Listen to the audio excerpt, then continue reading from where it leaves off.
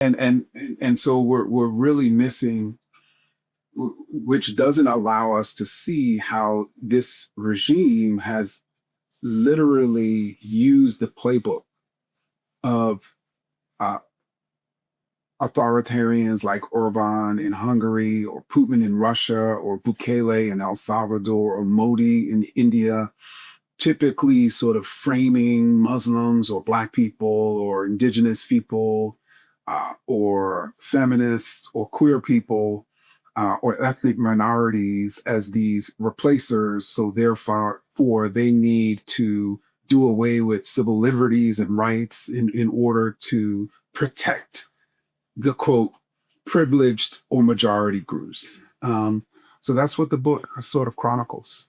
It's a pretty devastating analysis. I seek to show how great replacement theory has become the most dominant political theory of our time.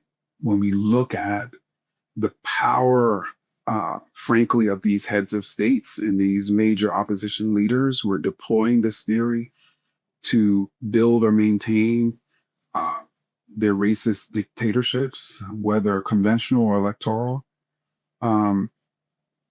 and how it's even caused some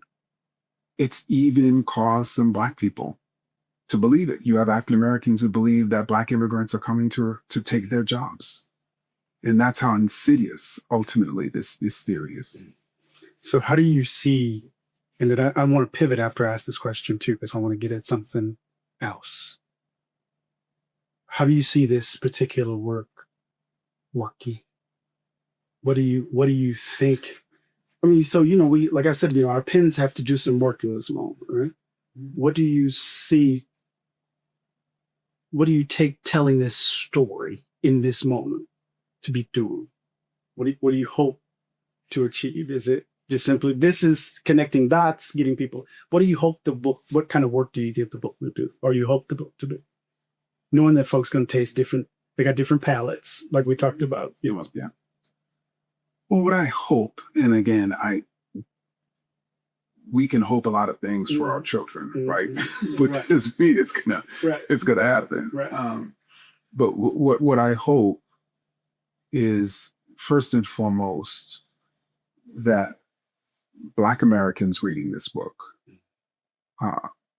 will be able to recognize and really protect themselves from this insidious idea, which I think is then leading to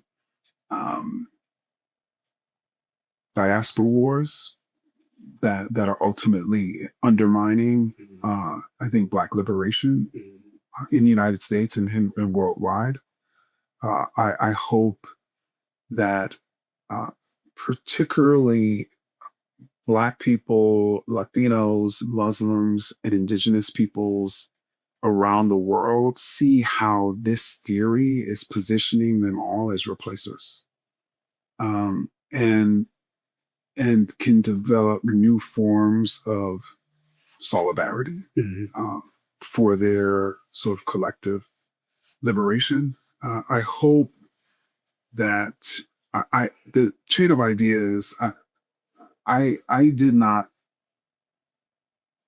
when I set out to write this book, I thought it was primarily going to be a book about this great replacement theory as a racist idea. And what I ultimately have to show is how it's mutated, depending on the particular context of the nation state. And so you have certain nations that the demographic makeup is different, which then necessitates a different group to be positioned as the quote unquote replacers, or a different group to be positioned as the quote deserving group that is being replaced. And so I say that all to say that the theory has mutated to state things like in Russia, queer people are replacing the traditional values of heterosexual Christians, or the ways in which in El Salvador, Bukele has positioned anyone who is not supportive of his regime as seeking to destroy the good people in cahoots with the gangs, or the ways in which you've had these shooters who have ended up mass murdering Muslims or Black people or Jewish people. In their manifestos, they not only went after multiculturalism or anti-racism, they went after feminism just as harshly. And they argued that gender ideology, as they call it, was leading to the devastation of Europe. So I'm saying that to say I'm also hoping that you have many people who are focused, let's say, on racial justice or gender justice or justice for queer people or justice for those who are facing settler colonialism, and they're focused in their own sort of path. And I'm hoping that the book allows people to see that this political theory has fundamentally united them as sort of these enemies, which then necessitates a form of solidarity that we have to build, in order to liberate ourselves. I feel like I'm going on. No. I see the law. Let's switch something as we come to a close, if you don't mind. It's been an interesting journey. You've gone through a lot. Experienced a lot. Personally. From health to family. What have you learned about you in this journey that you've taken? See, because I want to go back to how we began. That the moral question is always tied to what kind of human being do we aspire to be? Every time we act, every time we make a choice, every time we mobilize, we organize, every time we stand in solidarity, it's a reflection in so many ways of character. I always say, if ever I lose my way, I can always recenter because I'm my mama's baby, right? And storms are what they are. So you've been through some things. So how would you begin to answer the question? What have you learned about you, about the current moment, generally, especially if you're talking to your younger self? You know what I mean? You see what I'm asking? Yeah. So I've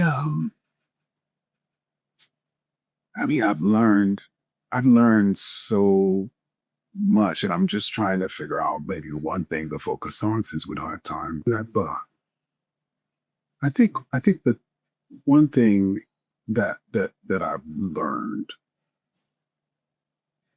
is, and I think it speaks to something I said earlier, and when you asked about expectations for chain of ideas,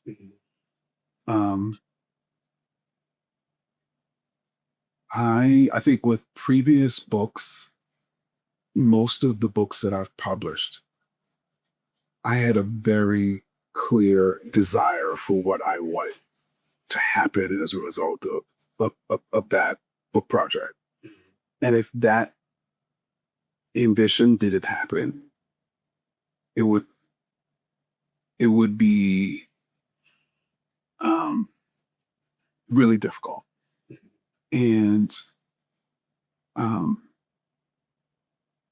I also felt that I put too much value in what other people were saying about the book. So when I released the book, it was almost like I had a hypothesis of the quality of the book.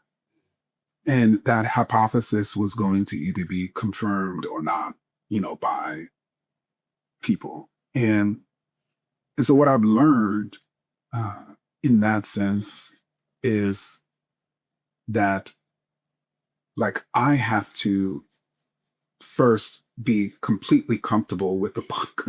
And I can't assess for myself the quality of a book based on what other people are going to say. And I'm not able to know whether they've actually read it.